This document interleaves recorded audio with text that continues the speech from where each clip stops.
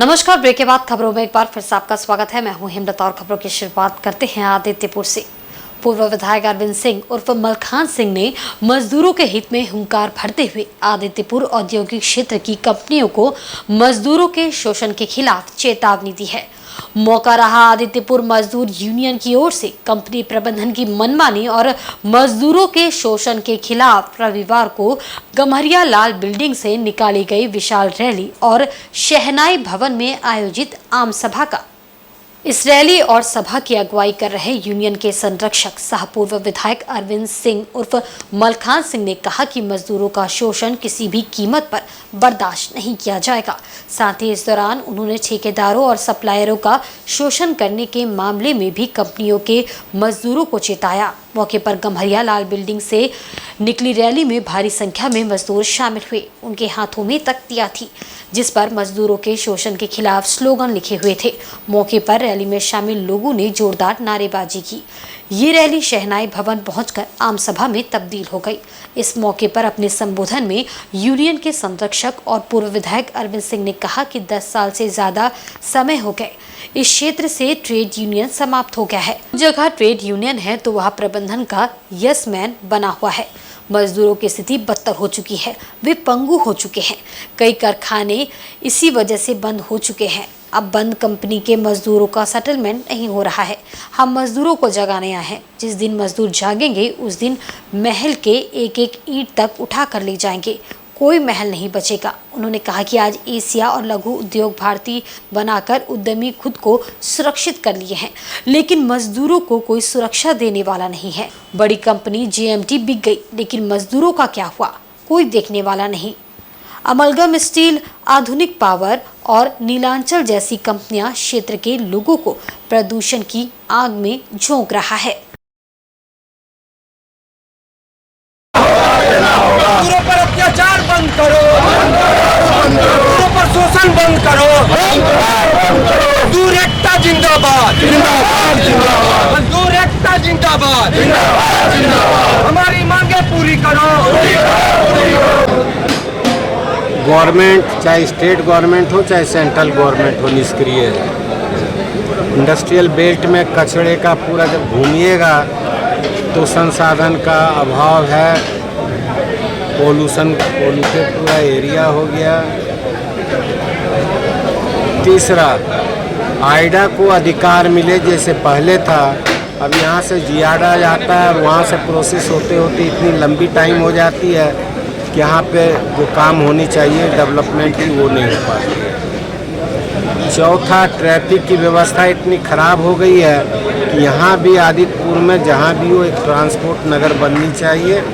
यहाँ पे लोग पार्किंग करेंगे, नहीं तो जाम की स्थिति हो जाती है, उसको देखें। पांचवा, जो भी इंडस्ट्री लगाते हैं वो अपने कैंपस में, जैसे मकान हम बनाते हैं तो अपने कैंपस में गाड़ी रखते हैं, वैसे अपने कैंपस में गाड़ी को रखने का प्रयास करें। पांचवा, 2.5 साल जेएमटी का हो गया, उस ग्रुप से लेकर दूसरे ग्रुप तक आ गए, ले गए। 6 महीना हो गए, न मजदूरों से एनसीएलटी वाले लोग नोटिस किया, न ठेकेदार को किया, न सप्लायर को किया, न और दूसरे विभाग के अफसर को किया, और हवा में खाली सुनते रहे और एक तरफा डिसीजन हो गई। चलिए, हम लोगों को लगा कि अब तुरंत खुल जाएगी, मगर वहाँ पे कोई बात नहीं सुन रहा है।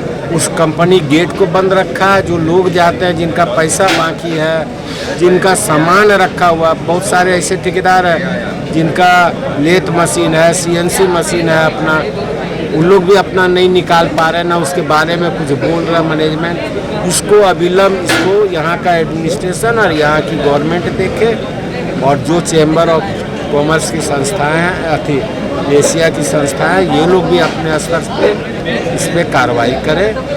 और एक बहुत बड़ी गैप हो गई है मैनेजमेंट और लेबर के बीच में। हम वो सामंजस्य भी बैठाना चाहते हैं। जो यहाँ पे बड़े मछली, छोटी मछली को निगल जाती है, जो शोषण होता है कॉस्ट कंट्रोल के नाम पे, सेफ्टी के नाम पे, रेट रिवाइज के नाम पे, वो सब चीज़ भी बड़े लोग देखें और इस ढंग का वातावरण नहीं बनाए जिससे आम लोग प्रभावित हो, यहाँ का मजदूर प्रभावित हो। धन्यवाद। सभा में मुख्य रूप से जाने माने मजदूर नेता SN सिंह शामिल हुए। उन्होंने अपने संबोधन में मजदूरों की समस्याओं को विस्तार से रखा। उन्होंने कहा कि आज मालिक यहाँ की कंपनी बंद कर दूसरे राज्यों में इसलिए जा रहे हैं कि उन्हें यहाँ के मजदूरों का सेटलमेंट नहीं देना पड़े। ऊषा मार्टिन आज टाटा लॉन्ग प्रोडक्ट बन गया, लेकिन उनके मजदूरों को इंसाफ नहीं मिला। इस दौरान उन्होंने मजदूरों को आदित्यपुर मजदूर यूनियन के बैनर तले एकजुट होकर अपने हक और अधिकार के लिए संघर्ष करने का आह्वान किया ताकि उन्हें न्याय मिल सके। इस सभा को झारखंड वर्कर्स यूनियन के ओम प्रकाश सिंह, पूर्व मुखिया जवाहरलाल माहली, किसान मजदूर यूनियन के नेता, मुखिया और प्रधानमंत्री से किसान मित्र पुरस्कार प्राप्त करने वाले सोकेन हेम्ब्रम सहित विभिन्न दलों से जुड़े नेताओं ने संबोधित किया। सबों ने मजदूरों के हक के लिए एकजुट होकर लड़ाई लड़ने का आह्वान किया। श्रमिकों को एकत्र करने के लिए एक प्रयास हुआ है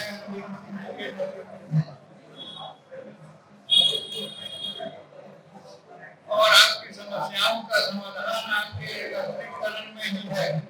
मेरा जो अनुभव रहा है ट्रेड यूनियन आंदोलन का, मैं उसके आधार पर आपसे कह रहा हूँ कि आप जब संगठित रहेंगे तो आपके संगठन की शक्ति से ही आपको कुछ प्राप्त होने वाला है। अभी हमारे पूर्ववक्ता अनेक समस्याएं आपके सामने रखी, तो सारी समस्याएं हैं, लेकिन सारी समस्याओं का समाधान हमेशा चाहेंगे तो होने वाला है नहीं। जो सुविधा कानून के द्वारा मिली हुई है,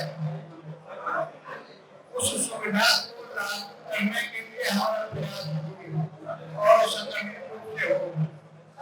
इसके लिए आवश्यक यह है कि आपका एक कार्यालय हो, उस कार्यालय में जिम्मेदार व्यक्ति बैठे नियमित रूप से और श्रमिकों के लिए यह बात जाए, श्रमिकों की जो समस्या है वो देखने को वहाँ जाए और उस समस्या को इंटरटेन किया जाए आपके संगठन के द्वारा, यूनियन के द्वारा, और उसमें जब रिजल्ट आएगा तो फिर आपके संगठन से श्रमिकों का जुड़ाव बढ़ता जाएगा। और देखिए यहाँ तक कानून की बात है, सुप्रीम कोर्ट ने कहा हुआ है सेंट्रल लॉ की litigation is luxury for management and cost for workmen. मंच का संचालन कांग्रेस नेता जगदीश नारायण चौबे ने किया। मौके पर समाज सेवी चंदन सिंह, हनी सिंह मुंडा, प्रकाश राजू, भाजपा नेता धर्मेंद्र कुमार, रामू मुर्मू, भगवान सिंह, आशीष दास, सुनील सिंह, झामुमो नेता महेश्वर महतो, मोनू झा, शैलेश तिवारी सहित भारी संख्या में विभिन्न दलों के लोग उपस्थित रहे। और इधर भारतीय जनता पार्टी ने उन खबरों पर गहरी चिंता व्यक्त की है जिनमें बताया जा रहा है कि झारखंड में हजारों करोड़ रुपए के घोटालों की जांच कर रहे ईडी के अफसरों को नक्सलियों और गैंगस्टरों की ओर से धमकी दी जा रही है। प्रदेश भाजपा के वरिष्ठ नेता और प्रवक्ता प्रतुल नाथ शहदेव ने रांची में आज संवाददाता सम्मेलन में कहा कि ईडी के अफसर स्टेट स्पॉन्सर करप्शन की जांच कर रहे हैं। इस जांच को प्रभावित करने के लिए अधिकारियों को फर्जी मामलों में फंसाकर डराने और धमकाने का प्रयास किया जा रहा है। उन्होंने कहा कि एक बहुत बड़ी साजिश है जिसके तहत प्रवर्तन निदेशालय के अधिकारियों और उनके परिजनों को धमकी दी जा रही है। शाहदेव ने राज्य सरकार से मांग करते हुए कहा कि ईडी के अफसरों और उनके परिजनों को टारगेट करने से जुड़े पूरे मामले की जांच सीबीआई से कराई जाए। संगीन मामला आया है कि जब जेल के बंद कैदियों ने इसकी शिकायतें जेलर के माध्यम से ईडी को करनी चाहिए कि किस तरीके से सत्ता के दलाल जो जेल में बंद है वो अभी भी अपना साम्राज्य चला रहे हैं, तो जेल के अफसरों की मिलीभगत से उन पत्रों को दबा दिया गया। ऐसी सूचनाएं हैं कि उन पत्रों को डिस्पैच में डिस्पैच दिखा दिया गया, लेकिन वो पत्र कभी ईडी तक नहीं पहुंचा। ऐसी खबरें बिल्कुल आम है, अखबारों में छप रही हैं, टीवी चैनल्स में चल रही हैं।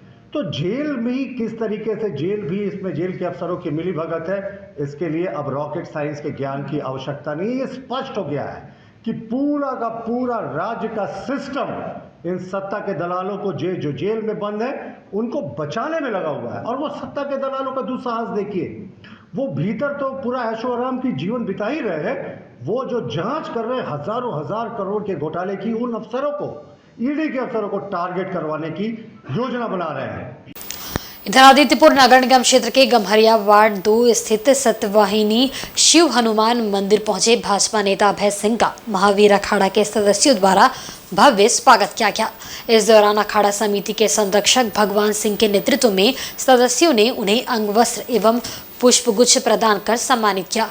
इस दौरान वे भगवान हनुमान की संध्या आरती में शामिल हुए और पूजा अर्चना की। अभय सिंह ने मीडिया से बातचीत के क्रम में बताया कि वे यहां हिंदुओं को जागृत करने आए हैं।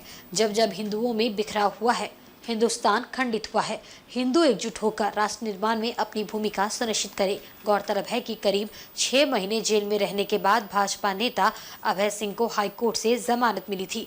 उनके खिलाफ झूठे व राजनीति से प्रेरित मुकदमे चलाए गए। उसके बाद से ही लगातार हिंदू संगठनों द्वारा अभय सिंह का नागरिक अभिनंदन किया जा रहा है। यहाँ भी उन्हें इसी निमित्त आमंत्रित किया गया था। जमालपुर में आने का मुख्य विषय हिंदुओं को जागृत करना, हिंदुओं को विश्वास दिलाना और हिंदुओं को संगठित करना। हमारा मंदिर केंद्रित होगा। मंदिर की आवाज़ हमारे धर्म को, हमारे संस्कृति को, हमारे संस्कार को पुनर्जीवित करेगा।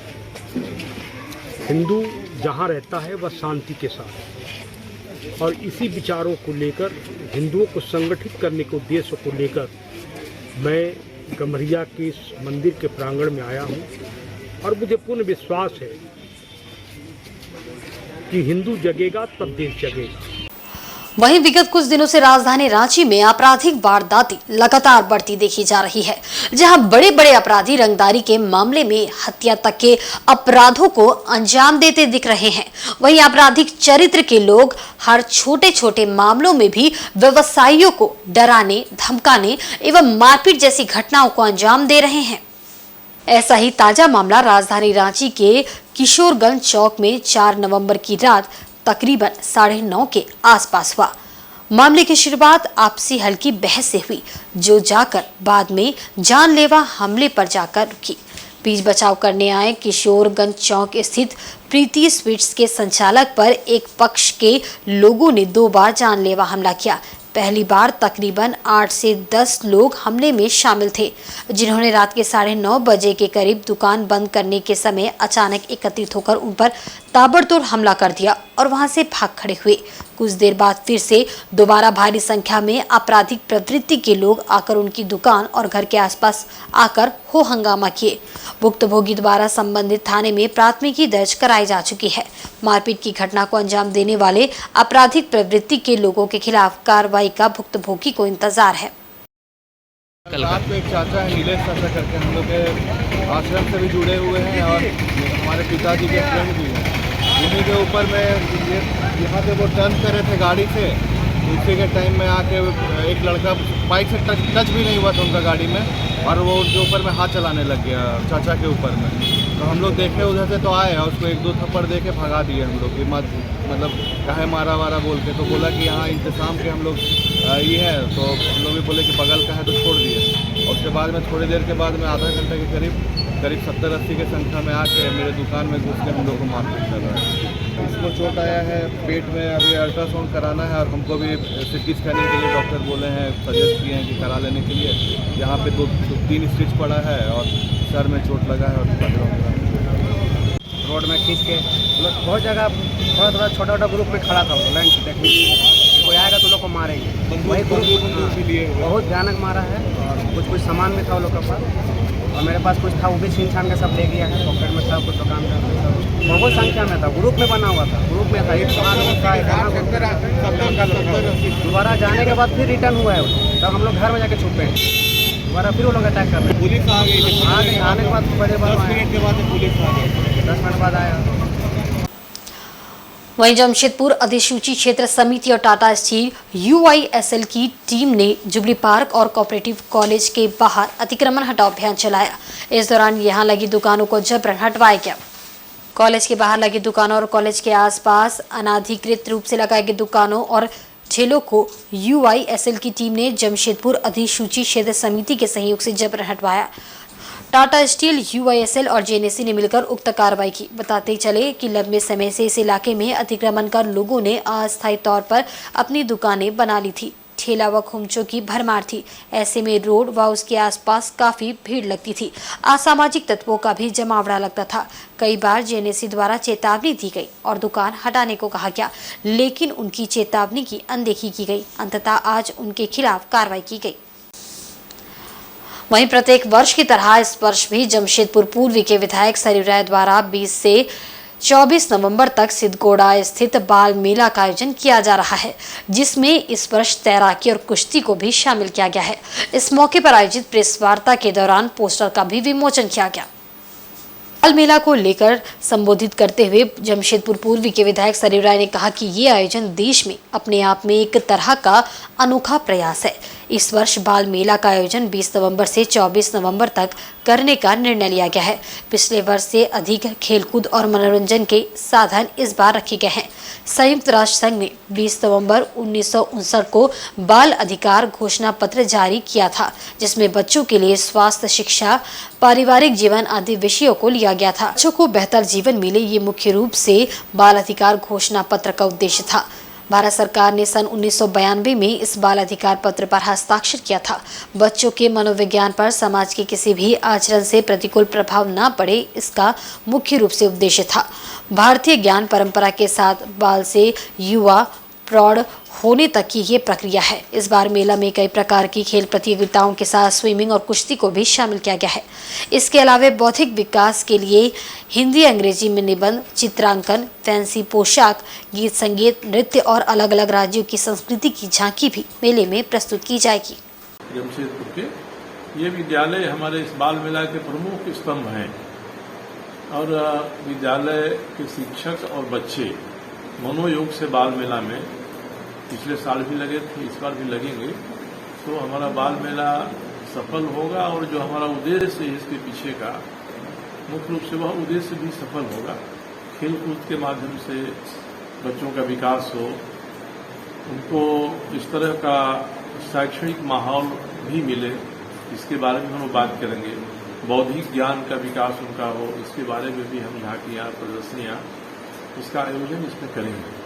तो हमारा यही प्रयास होगा कि जिस उद्देश्य से संयुक्त राष्ट्र संघ ने 1954 में बाल अधिकार घोषणा पत्र जारी किया, भारत की सरकार ने 1992 में इस पर हस्ताक्षर किया, तो वह उद्देश्य समाज भी समझे और समाज में बच्चों के मस्तिष्क का स्वस्थ विकास करने के अवसर प्राप्त हों। और बहुत बड़ा हमारे समाज का भाग है जिसमें बच्चों को पढ़ाई लिखाई का अवसर बचपन में मिल नहीं पाता है। तो समाज इधर भी देखे, सरकारें भी देखें और हम सरकारी और निजी क्षेत्र के लोग मिलकर शिक्षा का माहौल बनाएं, खेलकूद का माहौल बनाएं, बाल मन का स्वस्थ विकास हो। वहीं पश्चिमी सिंहभूम जिले का नक्टी क्षेत्र कभी नक्सली गतिविधियों के लिए जाना जाता था और लोग उस जंगली क्षेत्र में जाने से कतराते थे, लेकिन ये नक्टी क्षेत्र अब पर्यटकों को लुभा रहा है।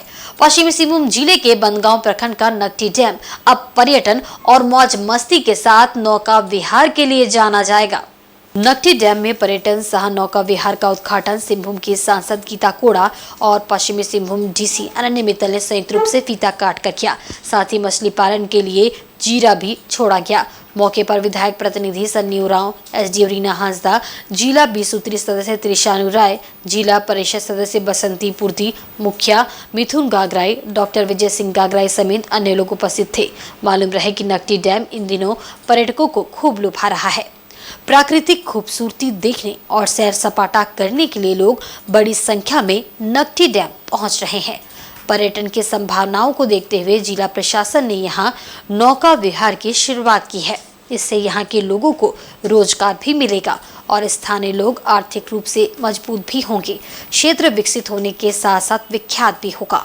उद्घाटन के बाद इस खास अवसर पर सांसद गीता कोड़ा ने कहा कि झारखंड एक बेहद खूबसूरत प्रदेश है।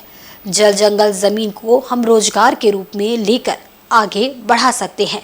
वहीं डीसी अनन्य मित्तल ने कहा कि जिला प्रशासन पर्यटन के क्षेत्र में अनेकों कदम उठा रहा है। पिकनिक के समय को देखते हुए आज पर्यटन सह नौका विहार का उद्घाटन सांसद द्वारा किया गया। उन्होंने बताया कि पर्यटन की दृष्टि से क्षेत्र सुरक्षित है, लोग बेफिक्र होकर घूमने आ सकते हैं। पुलिस अधीक्षक की निगरानी में भी यहां लगातार गश्ती की जा रही है और लोगों को सुरक्षा का पूरा भरोसा दिया जा रहा है।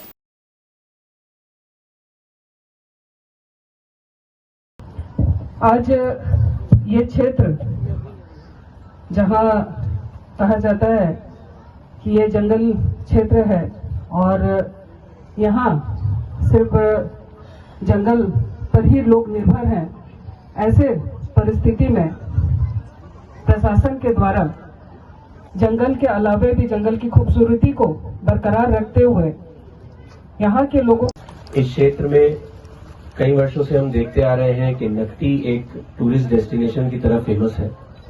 बंदगांव की तरफ से, रांची से आने वाले लोग और साथ ही साथ शहर के लोग जो चक्रधरपुर के आसपास के क्षेत्र में रहते हैं, वो सभी लोग लोकल रूप से यहाँ पर पर्यटन मनाने दिसंबर जनवरी के मौके पे यहाँ पर आते हैं। यहाँ पर फिशरीज का भी शुरू में उद्घाटन किया गया है और बहुत ही अच्छी लाइवलीहुड यहाँ के लोकल लोग उससे प्राप्त कर रहे हैं। यही प्रयास है खेल और पर्यटन विभाग का भी कि नकटी में भी यहाँ पर बहुत अच्छे से सभी लोग पर्यटन का लाभ उठा सकें।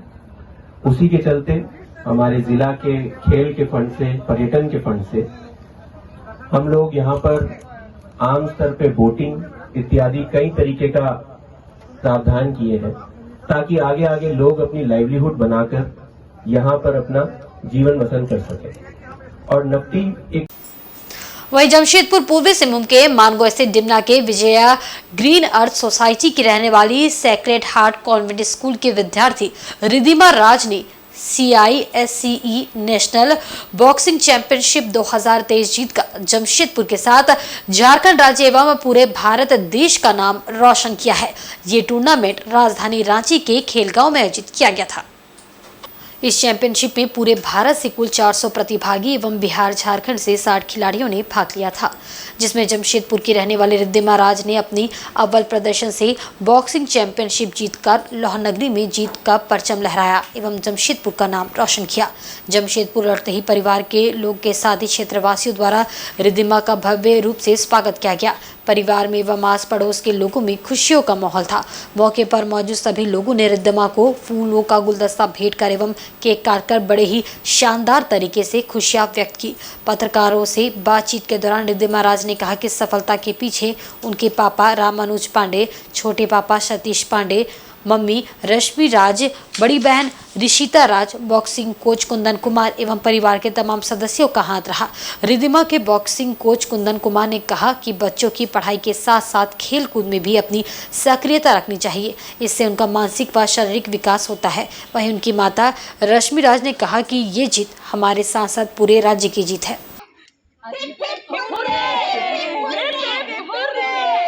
बहुत अच्छा लग रहा है, एक्सपेक्टेड नहीं था, जीती तो मुझे लगा कि ओके आगे करना चाहिए। इट इज़ वेरी क्या कहेंगे, लाइक बहुत सपोर्टिव लगता है कि ओके कर सकते हैं, आगे भी करना चाहिए। CISC नेशनल बॉक्सिंग चैम्पियनशिप जो रांची में हुआ था खेलगांव में, वहाँ जाके बहुत कुछ सीखने मिला। टीम वर्क, कैसे सुबह सुबह सब उठ जाते हैं, वॉशरूम के लिए लड़ाई, एक्साइटिंग था और बहुत मेमोरेबल था। न्यू मेमोरीज़ बनने मिला। सब टीम का अलग ही वो था, सब चाहते थे कि मेरा टीम जीते, सबका चीयर्स अलग था। देख के बहुत मज़ा आया और आई होप कि और भी लोग बॉक्सिंग ज्वाइन करेंगे, बिकॉज़ चोट लगता है पर सिर्फ 2-3 दिन का है, ठीक हो जाता है कुछ दिन में दर्द वर्द। पढ़ाई को थोड़ा लाइटली ले लेती हूँ क्योंकि मार्क्स तो आ जाता है। एक दिन एग्ज़ाम के तो एक दिन पहले ही पढ़ना है, कितना भी मेहनत करे एक दिन पहले वाली पढ़ाई काम आएगी, तो वही करके मार्क्स आ जाता है। फर्स्ट हमारे CISC नेशनल बॉक्सिंग चैम्पियनशिप जो रांची में हुआ, इस बार बिहार झारखंड को मिला था कराने के लिए, तो रांची खेलगांव में हुआ बॉक्सिंग चैम्पियनशिप CISC का, जिसमें लगभग 400 बच्चे पार्टिसिपेट किए हैं और लगभग 14-15 स्टेट आए थे, जिसमें अपना बिहार झारखंड को 19 गर्ल्स में चैम्पियन मिला एंड 14 बॉयज़ को 3rd पोजीशन मिला है। और जिस सारे बच्चे मेहनत किए हैं, हमारे रिद्धिमा राज जो कॉन्वेंट स्कूल के बच्चे हैं, जो सालों से मेहनत कर रही है और इस साल उनका मेहनत सफल हुआ है, जो गोल्ड मेडल लाने के बाद सारे स्कूल के टीचर एंड हम बहुत ही खुश हैं, पेरेंट्स भी खुश हैं। आगे हम लोग CIC SGFI जो गेम होने वाला है नवंबर या दिसंबर में, इसमें पार्टिसिपेट करेगी। उसमें लगभग 38-39 टीम पार्टिसिपेट करते हैं पूरा इंडिया से। तो हम लोग का मन है कि बच्चे उसमें भी जाए, खेल के, और मैं सोचूंगा कि मेरा बच्चा उसमें भी जीते। उसमें जीतने के बाद आगे फ्यूचर में फिर आगे इंटरनेशनल खेलने मिलता है, जो बच्चे का एक अच्छा प्लेटफॉर्म है। खेलो इंडिया में जाने मिलेगा, कैंप मिलेगा, इंडिया कैंप मिलेगा, तो सारे प्लेटफॉर्म खुलने मिलता है SGFI खेलने से। तो एक पहला स्टेप ये पार कर चुकी है। नेक्स्ट स्टेप का हम लोग तैयारी करेंगे कि बच्चे और आगे जाए और अपना घर का, अपना परिवार का और अपना देश का नाम रोशन करें। इधर सरायकेला कस्बा जिला के ईचागढ़ प्रखंड क्षेत्र में SDM गिरिजा शंकर महतो ने निर्वाचन पुनरीक्षण कार्य का निरीक्षण किया। इस दौरान उन्होंने प्रखंड सभागार में मतदान पुनरीक्षण कार्यक्रम के सुपरवाइजरों के साथ समीक्षात्मक बैठक कर आवश्यक दिशा निर्देश दिए।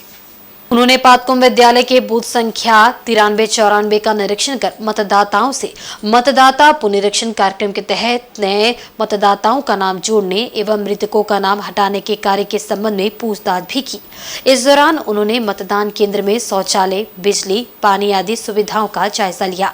SDM ने मतदान पुनरीक्षण कार्य में लगे सुपरवाइजरों के साथ बैठक कर निर्धारित समय के अंदर मतदान पुनरीक्षण के कार्य को पूरा करने का निर्देश दिया। SDM गिरिजा शंकर महतो ने बताया कि मतदान पुनरीक्षण कार्यक्रम का निरीक्षण किया गया एवं सुपरवाइजरों के साथ बैठक कर मतदान पुनरीक्षण कार्य में तेजी लाने का निर्देश दिया गया।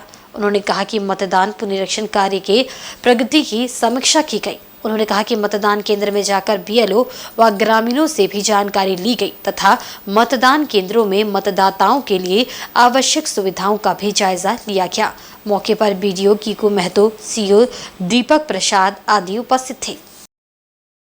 ईचागढ़ में SDM ये मेरा पहला भ्रमण है और विशेष करके जो यहाँ विकास संबंधी योजनाएं चल रही है, जो प्रखंड अधिकारी सबके साथ बैठक करके सारा चीज़ को मालूम किया और निर्देशित किया गया कि आगामी जो जनता दरबार है उसको देखते हुए तैयारी कर ले। साथ ही साथ CO साहब हैं, AERO यहाँ के, इलेक्शन से संबंधित सारा चीज़ उनसे क्वेरी किया गया और सुपरवाइजर से पूछा गया जो प्री फिल फॉर्म्स हैं, पहले जो फॉर्म पेंडिंग है उनके डिस्पोजल करने का निर्देश दिया गया। इधर सरायकेला कस्बा जिला के कुकड़ू प्रखंड क्षेत्र के डाटम जंगल के पास ग्रामीण जलापूर्ति योजना के तहत घर घर नल जल योजना का विधायक सविता महतो ने शिलापट का अनावरण कर शिलान्यास किया। कुकड़ू प्रखंड के संपूर्ण अंचल ग्रामीण जलापूर्ति योजना पेयजल एवं स्वच्छता प्रमंडल सरायकेला द्वारा करीब 55 करोड़ की लागत से बनाया जाएगा।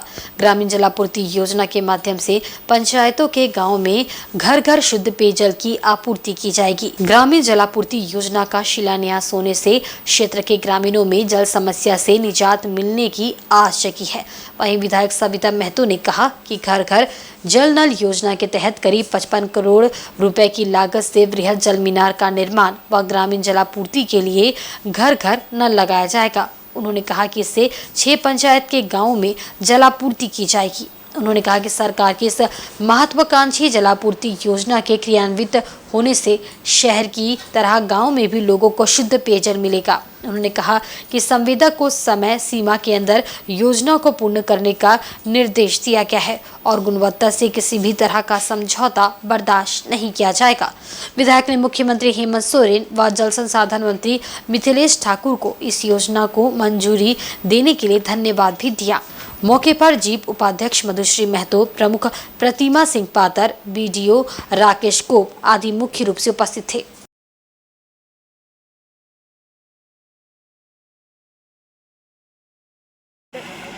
विधानसभा के अंतर्गत कुकड़ू प्रखंड में जल नल का शिलान्यास किया गया, जो हमारे माननीय मुख्यमंत्री जी हेमंत सोरेन और जल साधन मंत्री जी श्री मिथिलेश ठाकुर जी के ये फंड ये से विभाग से 6 पंचायत में इसका घर घर जल का योजना होगा और 3 पंचायत में टंकी लगेंगे और 6 पंचायत का परिवार को इसमें पानी दिया जाएगा। लगभग 55 करोड़ की लागत से इस योजना का आज शिलान्यास किया गया।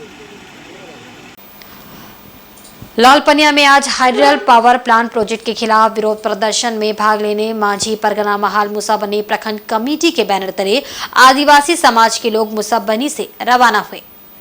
मांझी परगना महाल मुसाबनी प्रखंड कमेटी के बैनर तले काफी संख्या में आदिवासी समुदाय के लोग लालपनिया में हाइड्रल पावर प्लांट प्रोजेक्ट लगाने के खिलाफ विरोध प्रदर्शन में भाग लेने मुसाबनी से रवाना हुए। इस मौके पर मांझी महाल के मातू माटी ने बताया कि हमारी धार्मिक धरोहर लालपनिया के लुगुबुरु घंटाबाड़ी में हाइड्रल पावर प्लांट प्रोजेक्ट लगाने का हम विरोध करते हैं। हमारी आस्था के साथ जो खिलवाड़ हो रहा है इसे हम कतई बर्दाश्त नहीं करेंगे।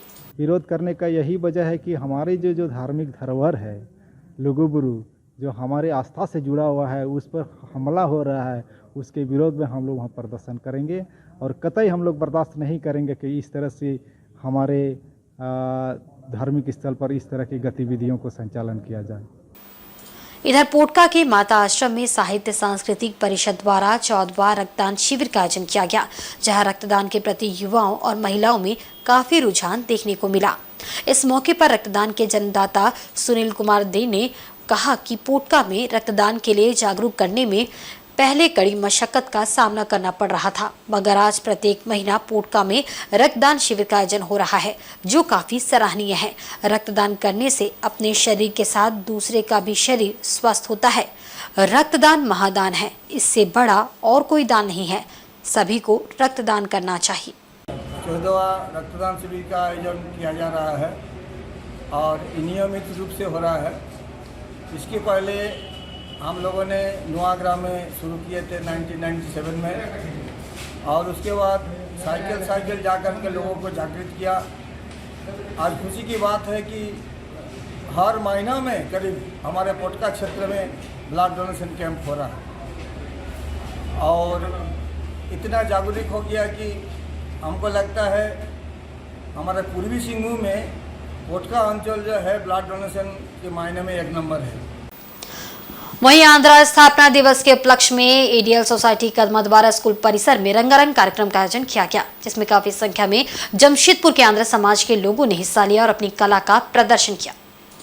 बता दें कि काफी संघर्ष के बाद 1 नवंबर को आंध्र प्रदेश अलग राज्य की घोषणा हुई थी। तब से तेलुगु समाज के लोग प्रत्येक वर्ष 5 नवंबर को राज्य स्थापना दिवस के रूप में मनाते आ रहे हैं। इसी क्रम में जमशेदपुर के एडीएल सोसाइटी द्वारा प्रत्येक वर्ष की तरह इस वर्ष भी कई कार्यक्रमों का आयोजन किया गया। इसी कड़ी में कदमा स्कूल परिसर में संगीत संध्या आयोजित की गई, जिसमें स्थानीय कलाकारों के अलावे हैदराबाद से आए कलाकारों ने तेलुगु गीतों से लोगों का मन मोह लिया। इस मौके पर सोसाइटी के सदस्यों सहित शहर के सैकड़ों तेलुगु समाज के लोग शामिल हुए।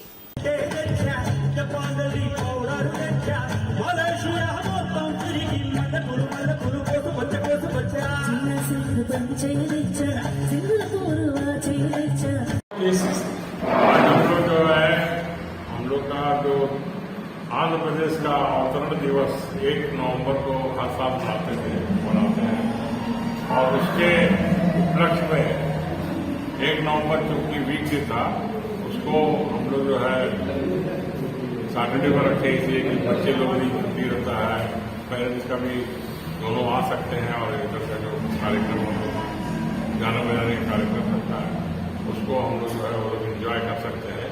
इसीलिए हम लोग जो है इधर से जमशेदपुर में रखे हैं। ये प्रोग्राम जो है एडीएल सोसाइटी के द्वारा आयोजित होता है, हर साल करते हैं हम लोग। बीच में किन्हीं कारण से नहीं हुआ था, 2-3 साल बीच में कोविड ये सब था, उस समय नहीं हो पाया, मगर अभी हम लोग इस साल से चालू किए हैं। और आज के बुलेटिन में बस इतना ही। कल फिर हाजिर होंगे कुछ नई खबरों के साथ। तब तक देखते रहें इंसाइड झारखंड न्यूज। नमस्कार।